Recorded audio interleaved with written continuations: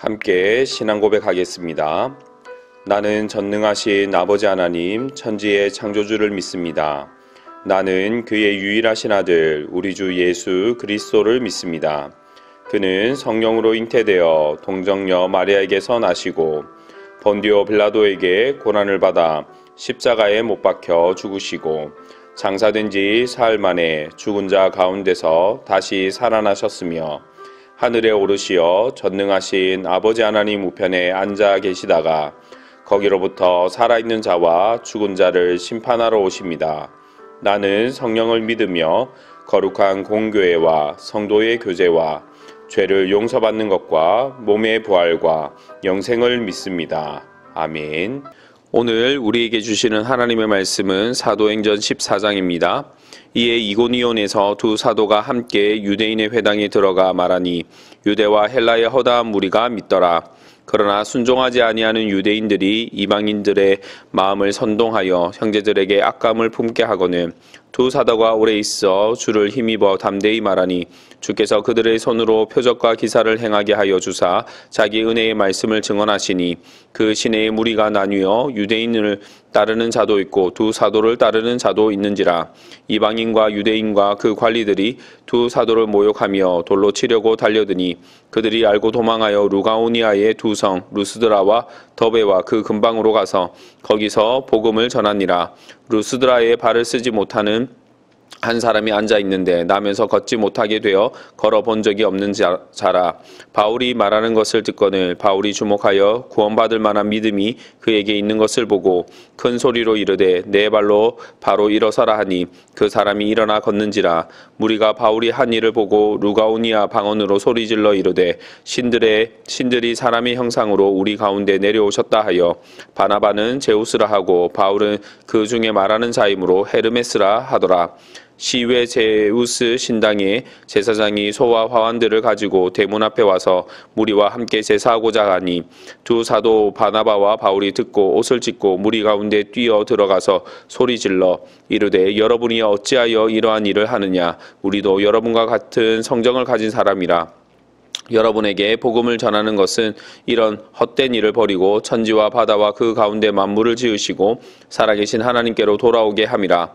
하나님이 지나간 세대에는 모든 민족으로 자기들의 길들을 가게 방임하셨으나 그러나 자기를 증언하지 아니하신 것이 아니니 곧 여러분에게 하늘로부터 비를 내리시며 결실기를 주시는 선한 일을 하사 음식과 기쁨으로 여러분의 마음에 만족하게 하셨느니라 하고 이렇게 말하여 겨우 무리를 말려 자기들에게 제사를 못하게 하니라.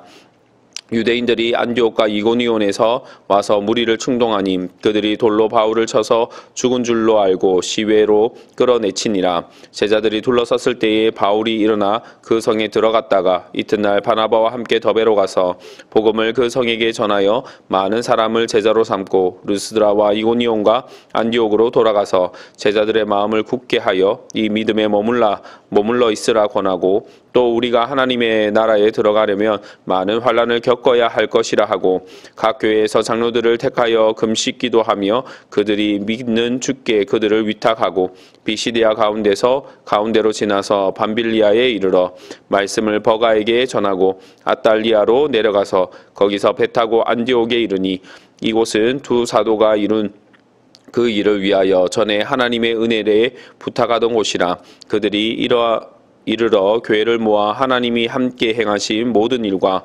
이방인들에게 믿음의 문을 여신 것을 보고하고 제자들과 함께 오래 있으니라. 아멘. 사도행전 14장은 13장부터 시작된 바울의 1차 선교 여행의 마지막까지를 기록하고 있습니다. 수리아 안디옥에서 파송받은 바나바와 바울은 복음을 전합니다. 그들은 복음을 전할 때 먼저 유대인의 회당에 들어가서 복음을 전했습니다. 1절 말씀을 보시면 이에 이고니온에서 두 사도가 함께 유대인의 회당에 들어가 말하니 유대와 헬라의 허다한 무리가 믿더라 라고 말씀합니다. 복음에 대한 반응은 두 가지로 나타났습니다. 복음을 들은 유대와 헬라의 허다한 무리가 믿음을 가지기도 했지만 복음에 순종하지 않는 유대인과 헬라인도 있었습니다. 한쪽은 복음을 듣고 두 사도를 따르고 다른 한쪽은 복음을 반대하고 두 사도를 모욕하며 돌로 치려고 달려들었습니다. 6절 7절 말씀을 보시면 그들이 알고 도망하여 루가오니아의 두 성 루스드라와 더베와 그 근방으로 가서 거기서 복음을 전하니라 라고 말씀합니다. 바나바와 바울은 복음을 반대하는 자들이 자신들을 돌로 쳐 죽이려는 것을 알고 도망하여 다른 곳으로 갔습니다. 그리고 그곳에서도 복음을 전했습니다. 바나바와 바울은 자신들의 사명이 무엇인지를 분명히 알았습니다. 어디를 가든지 복음을 전하는 것이었습니다. 바나바와 바울이 루스드라에서 복음을 전하다가 태어나면서 걷지 못한 사람을 만나게 됩니다. 8절에서 10절 말씀을 보시면 루스드라에 발을 쓰지 못하는 한 사람이 앉아 있는데 나면서 걷지 못하게 되어 걸어 본 적이 없는 자라.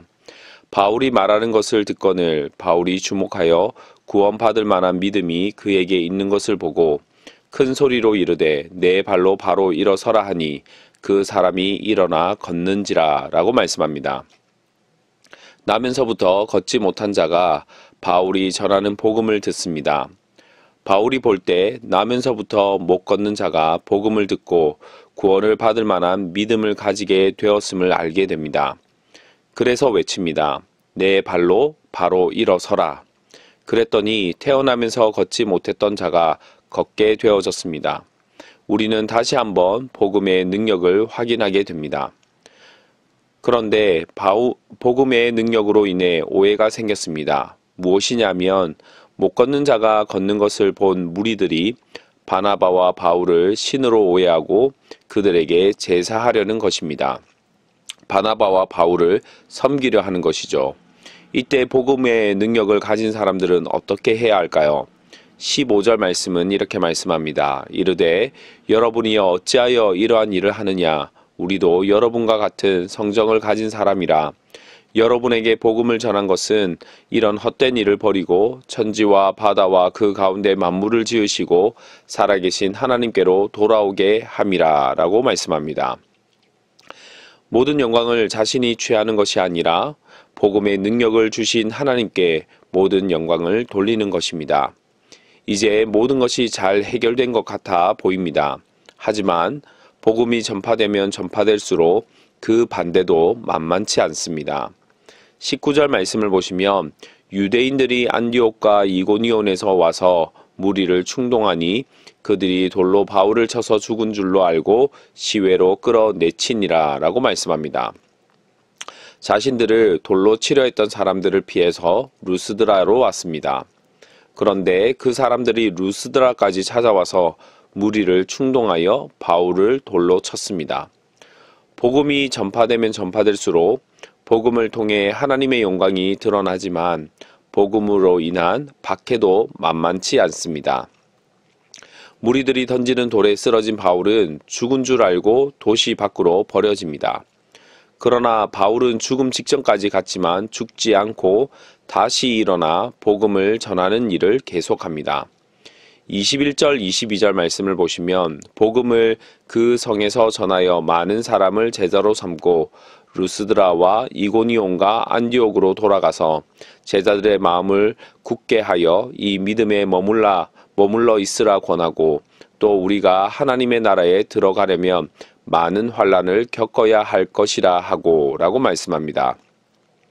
바나바와 바울은 1차 선교 여행에서 복음으로 제자 삼은 자들을 다시 돌아보며 마음을 굳건하게 하게 하고 믿음 안에 머물 것과 하나님 나라를 위해 많은 고난을 겪게 될 것임을 알리고 각 교회의 장로들을 세워 금식 기도하며 교회의 지도자들을 주님께 맡깁니다.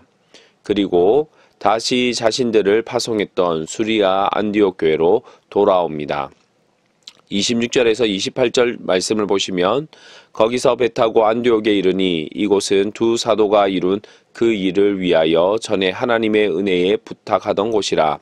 그들이 이르러 교회를 모아 하나님이 함께 행하신 모든 일과 이방인들에게 믿음의 문을 여신 것을 보고하고 제자들과 함께 오래 있으니라 라고 말씀합니다.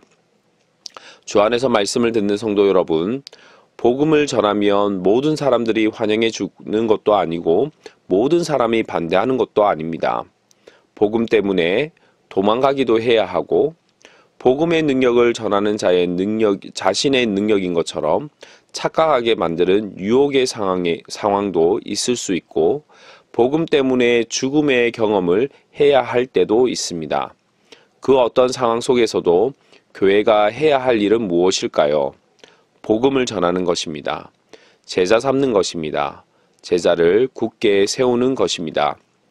오늘 하루도 복음의 일꾼으로 세상 속의 교회가 되시는 저와 여러분이 되기를 바랍니다.